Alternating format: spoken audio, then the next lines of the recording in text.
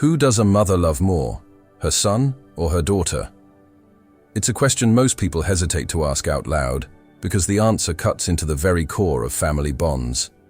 We like to believe that parental love is pure, unconditional, and equal. But behind closed doors, when psychology slips past polite appearances, the truth may be darker and more complicated. Some mothers lean closer to their sons, while others subtly pour more affection into their daughters. And the reasons why are rarely simple.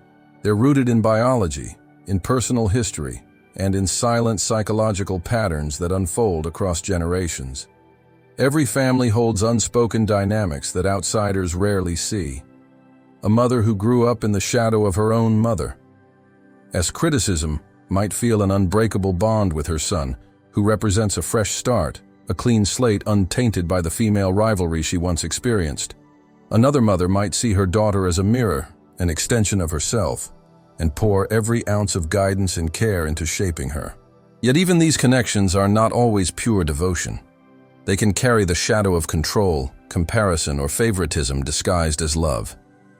To understand this divide, we have to step into the undercurrent of dark psychology, where parental affection is tangled with power, identity, and survival instincts. Biology plays its quiet part. Evolutionary psychology suggests that in many cultures, sons historically carried the weight of family legacy, passing on the family name, providing physical protection, and ensuring lineage survival. This invisible bias may linger in the unconscious mind of mothers, pulling them closer to their sons without fully realizing why. At the same time, daughters represent continuity in another way. A mother may see her own youth reflected in her daughter, almost reliving her girlhood through her, for better or worse. This can make the bond between mother and daughter either deeply nourishing or painfully suffocating, depending on how much projection is at play. In countless families, mothers are caught between two archetypes. With sons, they may unconsciously slip into the role of nurturer and protector, allowing him to grow without the same scrutiny often placed on daughters. Sons may be forgiven faster, shielded more from harsh criticism, and celebrated for small achievements. With daughters, mothers may unconsciously shift into a role of teacher, critic, or rival, constantly correcting or comparing, shaping her into what they wished they had been, or warning her not to repeat their own mistakes. The affection is still there, but it's bound tightly with expectations, sometimes choking the warmth out of the relationship. Imagine the common story. A boy leaves his room a mess, and his mother sighs, cleans it, and laughs that boys will be boys. Yet if a daughter does the same, she might face sharp words, told that she should know better, that girls must be responsible. The son receives indulgence, the daughter receives instruction. These subtle differences add up over years, leaving both children with different imprints of their mother's love. One may feel comforted and accepted, the other may feel pressured yet guided. Neither is entirely right or wrong, but both carry a psychological cost. At the heart of this lies an uncomfortable truth. Love is not always equal. It is shaped by unconscious bias, personal wounds, and the way society molds gender roles. A mother who once longed for a gentle, protective man may cling to her son as if he embodies the love she never received. She may shower him with affection that blurs the lines between maternal and emotional dependency.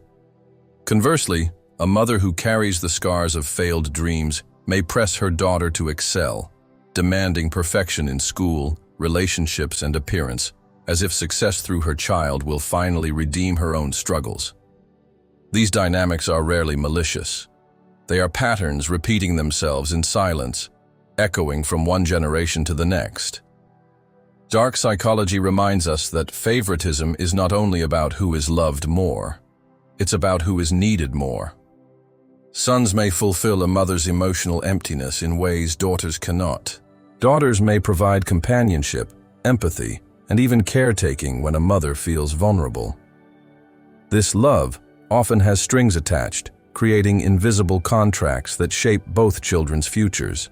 The son might grow up entitled, expecting women to care for him the way his mother did.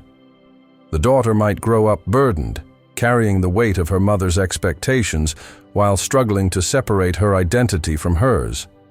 Both outcomes carry shadows. Of course, these patterns are not universal. Some mothers form breathtakingly deep, nurturing bonds with their daughters, free of rivalry or projection, a bond that feels like friendship and mentorship woven into one. Others pour their love evenly, carefully balancing fairness, making both children feel seen and cherished. But even in these families, if you look closely, tiny fractures can emerge. Who does she confide in more? Who gets comforted faster after a fight? Who carries her unspoken disappointments? The answers may shift over time, but they leave lasting impressions on the children involved. We can see echoes of this in cultural narratives.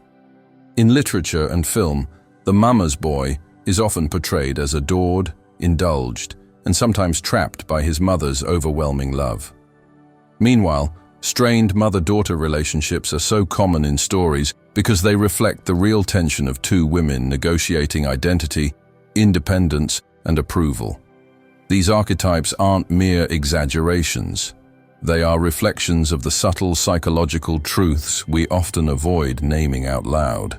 Think of your own family, or families you've observed. Have you noticed how sons often get praised simply for being present, while daughters are measured by how much they achieve? Have you seen how a mother softens when her son hugs her, but stiffens when her daughter makes the same gesture, as if affection is easier when it comes from the opposite sex? These moments seem small, but they shape the way children perceive love for the rest of their lives. A son may believe that love should come easily, without effort. A daughter may believe that love must always be earned through compliance or success. When children grow up, these dynamics don't disappear. A son who was favored may struggle to form healthy boundaries with women, expecting the same indulgence he received from his mother. A daughter who was pressured may battle self-doubt, perfectionism, or resentment toward authority figures. Even adult sibling rivalries often trace back to these early imbalances of love, each child carrying an invisible tally of who was chosen more often, who was forgiven more easily, who was loved with fewer conditions. Yet perhaps the deepest question is not, who do mothers love more, but what does their love mean? For some, love means protection, comfort, and safety. For others, it means guidance, critique, and shaping. The son and daughter may each receive a different version of love. Not more, not less, but different. And in that difference lies both beauty and pain. The dark side emerges when one version of love overshadows the other, leaving one child starved for affection while the other is smothered by it. As we reflect on this, it's worth asking, did your own mother love you in the way you needed most?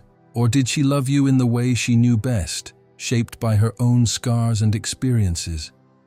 Sometimes love feels uneven not because it is absent, but because it comes wrapped in expectations or fears we cannot see. Mothers, like all humans, are imperfect carriers of love, handing down both healing and wounds at the same time. So, son or daughter, who do mothers love more? Perhaps the unsettling answer is that love cannot be measured in equal halves. It is filtered through biology, history, and the invisible weight of a mother's own unmet needs. The question itself may never find a definitive answer, because every family holds its own hidden script. What matters more is the awareness we bring to these patterns, and whether we can recognize them without judgment. Maybe the real reflection isn't about choosing sides, but about understanding that parental love, even when flawed, carries its own complicated truth. For every son who was adored too much, and every daughter who was pushed too hard, there is a story worth listening to. And when we finally dare to look past the surface, we realize that the question of who is loved more might be less important than asking, how can we learn to love differently? How can we give to our children not just what we feel, but what they truly need? In the end, perhaps that is the true challenge and the true gift of being a mother. Not to choose between son or daughter, but to step out of the shadows of dark psychology and into a love that is aware, balanced, and free of hidden debts. Whether mothers achieve it or not, that aspiration leaves us all with something to reflect on. The fragile, powerful, and imperfect ways love shapes who we become.